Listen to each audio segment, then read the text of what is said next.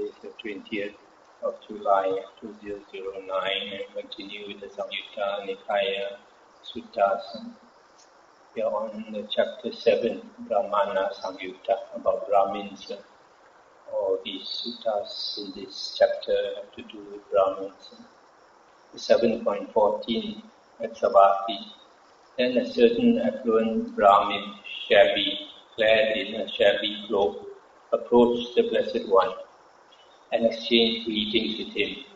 I just stop here to explain this affluent Brahmin is a rich Brahmin, but he was dressed in a shabby cloak.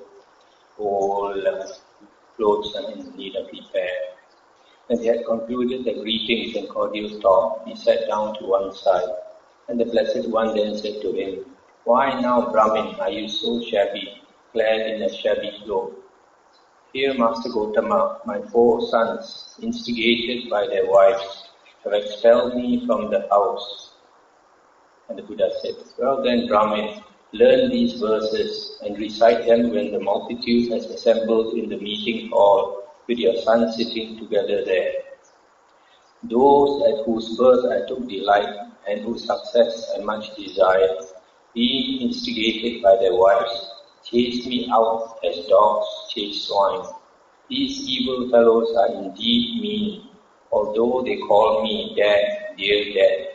They are demons in the guise of sons, to abandon me when I've grown old. As an old horse of no more use is led away from its fodder, so the old father of those boys begs for alms and others' foams. Better for me is the staff I use than those disobedient sons, for the staff drives off the wild bull and drives away the wild dog. In the dark it goes before me, in the deep it gives me support. By the gracious power of the staff, if I stumble, I still stand firm." Then that affluent Brahmin, having learned these verses in the presence of the Blessed One, recited them when the multitude had assembled in the meeting hall, with his sons sitting together there. Then the sons led that affluent Brahmin to the house, bathed him, and each gave him a pair of clothes. Then that affluent Brahmin, having taken one pair of clothes, approached the Blessed One and exchanged greetings with him. Then he sat down to one side and said to the Blessed One, "Master Gautama, we Brahmins seek a teacher's fee for our teacher. Let Master Gautama accept a teacher's fee from me." Blessed One accepted out of compassion. Then that affluent Brahmin said to the Blessed One, "Magnificent Master Gautama, magnificent Master Gautama." And he took refuge in the Buddha, Dhamma and Bhikkhu Sangha and became a lay follower for the rest of his life. So here you see this old man, when he was old, his sons did not have filial piety and disowned him and chased him out of the house. He had to beg for his food. So when the Buddha taught him these verses and he chanted in public before all the Brahmins, the sons were so embarrassed that they took him back, looked after him. So he was very grateful to the Buddha. So he came and presented this pair of clothes to the Buddha as a teacher's fee. These Brahmins, they have this tradition where they have to offer something to the teacher. It's an Indian tradition. Next sutta is 7.15. At Savatthi. On that occasion, a Brahmin named Mahathera, stiff with conceit, was residing at Savatthi. That's the meaning of Mahathera, stiff with conceit, proud, arrogant. He did not pay homage to his mother or father, nor to his teacher or eldest brother. Stop here for a moment. You see here, we see that he did not pay homage to his mother and father, or to his teacher or eldest brother. That means it was an Indian tradition for a person to bow to the mother and father, to the teacher and the elder brother and all that. And this tradition has come down to Buddhist countries. In Thailand, they also, children bow to the parents and to the teachers. On that occasion, the Blessed One was teaching the Dhamma surrounded by a large assembly. Then it occurred to the Brahmin Mahathera This ascetic Gautama is teaching the Dhamma surrounded by a large assembly. Let me approach him. If the ascetic Gautama addresses me, then I will address him in turn. But if he does not address me, neither will I address him. Then the Brahmin Mahathera approached the Blessed One and stood silently to one side. But the Blessed One did not address him. Then the Brahmin Mahathera, thinking, this ascetic Gautama doesn't know anything, wanted to turn back. But the Blessed One, having known with his own mind the reflection in the Brahmin's mind, addressed the Brahmin Mahathera in verse. Fostering of conceit is never good for one keen on his welfare, Brahmin. You should instead foster that purpose because of which you have come here. Then the Brahmin Mahathera, thinking, the ascetic Gautama knows my mind, prostrated himself right there with his head at the Blessed One's feet. He kissed the Blessed One's feet, stroked them with his hands, and announced his name thus, I am Mahathera, Master Gautama. I am Mahathera, Master Gautama. Then that assembly was struck with amazement, and the people said, it is wonderful indeed, sir. It is amazing indeed, sir. This Brahmin Mahathera does not pay homage to his mother and father, nor to his teacher or eldest brother. Yet he shows such supreme honor towards the ascetic Gautama. Then the Blessed One said to the Brahmin Mahathera, enough, Brahmin. Get up and sit in your own city, as your mind has confidence in me. Then the Brahmin Mahathera sat down in his own seat and addressed the Blessed One in verse. Towards whom should one avoid conceit? Towards whom should one show reverence? To whom should one be ever respectful? Whom is it proper to venerate deeply? And the Buddha said, first one's own mother and father. Then one's eldest family brother, then one's teacher as the fourth. Towards these one should avoid conceit. Towards these one should be reverential. These should be well respected. These it is good to venerate deeply. Having struck down conceit, humble, one should pay homage to the Arahants, those school of heart that thus done, the taintless ones, unsurpassed. When this was said, the Brahmin Mahathera said to the Blessed One, magnificent Master Gautama, magnificent Master Gautama. In the same way, he took refuge in the Buddha, Dhamma and Sangha and became a lay follower for the rest of his life. So you see, when you have a holy man like the Buddha, you can read somebody's mind. It's very easy to convert people, tell them what they are thinking, and then they become very frightened. 7.19 at Savatthi. Then the Brahmin who supported his mother approached the Blessed One and said to him, Master Gautama, I seek alms food righteously and thereby support my mother and father. In doing so, am I doing my duty? And the Buddha said, for sure, Brahmin, in doing so you are doing your duty. One who seeks alms food righteously and thereby supports his mother and father generates much merit. When a mortal righteously supports his parents, because of this service to them, the wise praise him here in this world, and after death he rejoices in heaven. And this was said, the Brahmin who supported his mother said to the Blessed One, magnificent Master Gautama, magnificent Master Gautama. And he also took refuge in the Buddha, Dhamma and Bhikkhu Sangha and became a lay follower. You see, these Brahmins, it is the tradition, it's part of their life. They become ascetic and beg for their food. So in this case, this man, he uses the food that he gets to support his parents. And the Buddha says there's nothing wrong in it. Even for a monk, if a monk goes an alms round and he thinks his parents need food, he can give it to his parents. 7.20 at Savatthi. Then a mendicant Brahmin approached the Blessed One and said to him, Master Gautama, I am a mendicant and you are a mendicant. It's a beggar. What is the difference between us in this respect?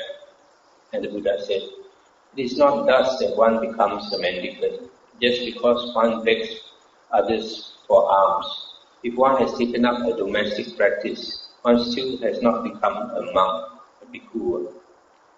One here who leads the holy life, having expelled merit and evil, who fares in the world with comprehension, he is truly called a bhikkhu, a monk. When this was said, the mendicant Brahmin said to the Blessed One, Magnificent Master Gautama, Magnificent Master Gautama. And he also took refuge and became a lay follower for the rest of his life. So here the Buddha says, just because you beg for your food, it doesn't mean you are a beggar monk. Because if one begs for the food but practices domestic practice, that means behave like a lay person, then he has still not become a bhikkhu or a Buddhist monk. But the Buddha said that having expelled merit and evil, who fares in the world with comprehension, he is truly called a bhikkhu. So here you see, a monk, if he leads the holy life, he does not do merit and evil. A lot of people think a monk can do merit or should do merit. But actually, if a monk practices the holy life, of course evil he should not do at all. Even lay people also should not do any evil. But merit here is like charity.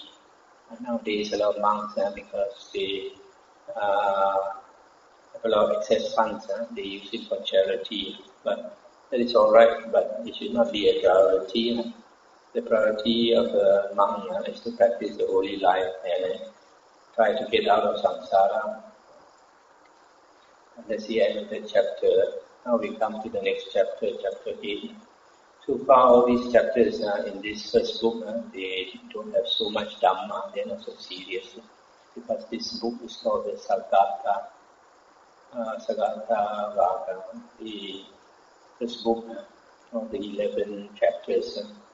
Come with verses, a lot of verses, so they don't have much Dhamma compared to the later books. So this chapter number 8 is Vangisa Samyutta. Discourses connected with Vangisa, the monk. This monk Vangisa was famous for uttering inspired words. Sometimes he feels so inspired, he'll say beautiful verses. Because Sutta 8.1, thus have I heard. On one occasion, the Venerable Vangisa was dwelling at Alavi in the Agalava shrine together with its preceptor, the Venerable Nigrodha Kappa. Now on that occasion, the Venerable Vangisa, newly ordained, not long gone forth, had been left behind as a caretaker of the dwelling. Then a number of women, beautifully adorned, approached the Agalavaka path in order to see the dwelling. Means to see the Vihara. When the Venerable Vangisa saw those women, dissatisfaction arose in him. Lust infested his mind. Then it occurred to him, it is a loss for me indeed. It is no gain for me. It is a mishap for me indeed. It is not well gained by me that dissatisfaction has arisen in me, that lust has infested my mind. How could anyone else dispel my dissatisfaction and arouse delight? Let me dispel my own dissatisfaction and arouse delight by myself. And the Venerable Vangisa, having dispelled his own dissatisfaction and aroused delight by himself, on that occasion recited these verses. Alas, though I am one who has renounced, gone from home into homelessness, these thoughts still run over me, impudent thoughts from the dark ones. Even if mighty youths, brave archers, trained men, masters of the bow, 1,000 such men who do not flee, should surround me on all sides. And if women were to come here, still more numerous than this, they would never make me tremble, for I stand firmly in the Dhamma. I have heard this as a witness from the Buddha, kinsman of the sun. The path leading to Nibbana, that is where my mind delights. If while I am dwelling thus, you approach me, evil one, I will act in such a way, O death, that you won't even see my path. The end of the sutta. So here, this Venerable Vangisa, when a lot of beautiful women came, he had all these sensual thoughts. And then he realized nobody can help him except himself. So he made a great effort to dispel those sensual thoughts. In the Majjhima Nikaya, there are some suttas that deal with this, how to dispel these asavas, these uncontrolled mental outflows. So, to the sutta, there are few examples given. Like one is to think of something else, and another one is to think of the unwholesomeness of those sensual thoughts, the bad effects of those sensual thoughts, and various other ways. So, because he understood the Dhamma, that's why understanding the Dhamma is very important. If we don't understand the Dhamma, then we don't have right view, and if we don't have right view, we are influenced by all this. But if we have right view, then because our foundation is based on right view, then we have attained this, we have entered the stream. Once we have entered the stream, we are quite steady in spite of all these obstacles. 8.2. On one occasion, the Venerable Vangisa was dwelling at Alavi at the Agalava shrine together with his preceptor, the Venerable Nigroda Kappa. On that occasion, when the Venerable Nigroda Kappa returned from his alms round, after his meal he would enter the dwelling and would come out either in the evening or on the following day. I'll stop here for a moment. You see, this Venerable Vangisa's preceptor, Venerable Nigroda Kappa, was an Arahant, so he constantly abides in meditation. So he goes out in the morning on his alms round, then he comes back, have his meal, either alone or with the other monks. Then he will enter his kuti, his dwelling, and he will meditate the whole day. And he will only come out either in the evening, if there's a Dhamma discussion, or the next day. Now on that occasion, dissatisfaction had arisen in the Venerable Vangisa. Lust had infested his mind. Then it occurred to the Venerable Vangisa, it is a loss for me indeed. It is no gain for me. It is a mishap for me indeed. It is not well gained by me that dissatisfaction has arisen in me, that lust has infested my mind. How could anyone else dispel my dissatisfaction and arouse delight? Let me dispel my own dissatisfaction and arouse delight by myself. Then the Venerable Vangisa, having dispelled his own dissatisfaction and aroused delight by himself, on that occasion recited these verses. Having abandoned discontent and delight and household thoughts entirely, one should not nurture lust towards anything. The lustless one, without delight, he is indeed a bhikkhu, a monk. Whatever exists here on earth and in space, comprised by four, included in the world, everything impermanent decays. The sages fair have pierced this truth. People are tied to their acquisitions, their attachments, to what is seen, heard, sensed, and felt. Dispel desire for this, be unstirred. They call him a sage who clings to nothing here. Then those caught in the 60, led by their own thoughts. There are many such among the people who have settled on wrong doctrine, who would not join their faction anywhere, nor utter corrupt speech. He is a bhikkhu, proficient, long trained in concentration, honest, discreet, without longing. The sage has attained a peaceful state, depending on which he bides his time, fully quenched within himself. So here is inspired verses, very interesting. This Venerable Vangisa on that occasion should have been quite young to be constantly troubled by lustful thoughts. 8.4. On one occasion, the Venerable Ananda was dwelling at Savatthi in Jeta's Grove, Naka Pindika's park. Then in the morning, the Venerable Ananda, dressed and taking bowl and robe, entered Savatthi for alms to the Venerable Vangisa as his companion. Now on that occasion, dissatisfaction had arisen in the Venerable Vangisa. Lust had infested his mind. Then the Venerable Vangisa addressed the Venerable Ananda in verse. I am burning with sensual lust. My mind is engulfed by fire. Please tell me how to extinguish it out of compassion, O Gautama. The Venerable Ananda said, It is through an inversion of perception that your mind is engulfed by fire. Turn away from the sign of beauty, provocative of sensual lust. See formations as alien, as suffering, not as self. Extinguish the great fire of lust. Don't burn up again and again. Develop the mind on powerless, one-pointed, well-concentrated. Apply your mindfulness to the body. Be engrossed in revulsion.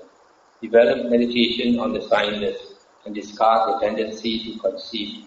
Then, by breaking through conceit, you will be one who fares at peace. This Venerable Ananda may have probably have the same preceptor as this Venerable Vangisa. Her name is the Venerable Nigoda Kappa. I think was the preceptor of both of these monks. That's why they were living together. So Venerable Ananda, being more senior, was walking in front. So this young monk was asking Venerable Ananda to help him how to dispel his sensual lust. So Venerable Ananda told him, it is a matter of perception. We see something as beautiful, then lust arises. But you perceive something as unattractive, then there's no lust will arise. Repulsion instead will arise. So Venerable Ananda also asked him to keep his mind one-pointed and well-concentrated. Actually, this sensual lust is a problem with a lot of people on the spiritual path.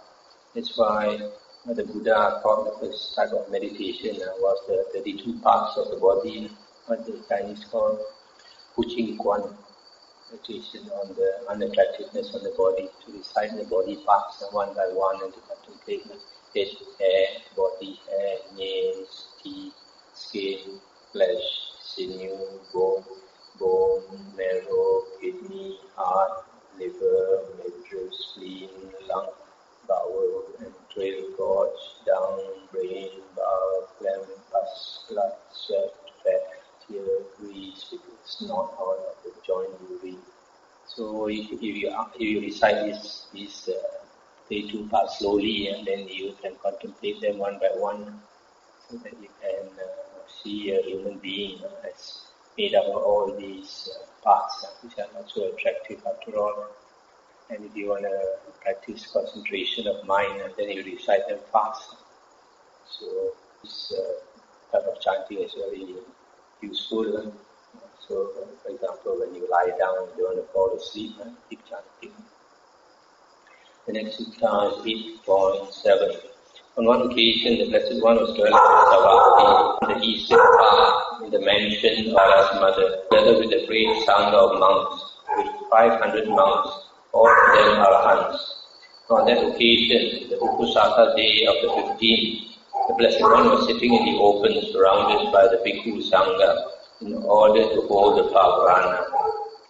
Stop here for a moment. Upusaka day is the day when the monks recite the precepts. In the lunar calendar, it's the 15th day of the lunar calendar, and also the 30th day of the lunar calendar, a month, or if there's no 30th, 30 days, it's 29 days. But this is if we take the lunar calendar in terms of months. Like in India, they take it as a fortnight, every fortnight, and then it's the 15th is the 15th, and then the 30th is considered to be the 15th day of the fortnight. It is the 29th day, and then it's the 14th day of the fortnight. So this Pavarana is an invitation, and this is only done once a year. After the rains retreat, in India there are 3 seasons. The rainy season, followed by the winter season, and which is followed by the summer season. And 3 seasons, each season has 4 months. And during the rain season, it is a tradition in India for ascetics and monks to stay in one place, to have a retreat in one place, not to travel. And normally in the Buddhist tradition, for the first 3 months, the monks will stay in a place one place, it's called the Vasa retreat, what we are doing now. And then the last month, the 4th month of the rains, the time when the monks look for ropes, and they look for ropes cloth, look for the cloth to make a rope. So this Pavrana is held on after the 3 months rains retreat. Then on this rains retreat begins the day after the full moon day in July. So it lasts up to the 15th, the full moon day of October.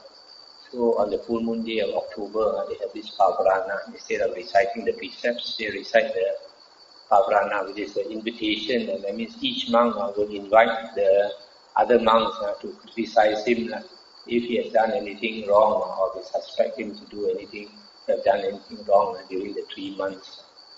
It's a way of, it's a practice of humility and also goodwill among each other. Then, having surveyed the silent Bhikkhu Sangha, the Blessed One addressed the bhikkhus or the monks that, "Come now, monks, let me invite you. Is there any deed of mine, either bodily or verbal, which you would censure, you criticize?" When this was said, the Venerable Sariputta rose from his seat, arranged his upper robe over one shoulder, and raising his joint hands in reverential salutation towards the Blessed One, said to him, "Venerable Sir, there is no deed of the Blessed One, either bodily or verbal, that we censure. For Venerable Sir, the Blessed One is the originator of the path unarisen before, the producer of the path unproduced before, the declarer of the path undeclared before. He is the knower of the path, the discoverer of the path, the one skilled in the path, and his disciples now dwell following that path and become possessed of it afterwards. And I, Venerable Sir, invite the Blessed One. Is there any deed of mine, either bodily or verbal, which the Blessed One would censure?" I'll stop here for a moment. So here you see, this is how they do the Pavrana, how they invite each other. Is there anything that I've done wrong which should be criticized?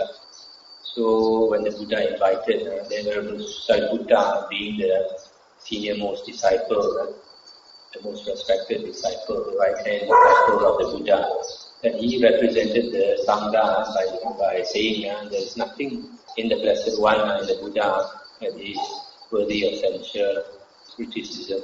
Then he in turn asked the Buddha whether he had done anything wrong, and the Buddha said, "There is no deed of yours, Sariputta, either bodily or verbal, that I censure.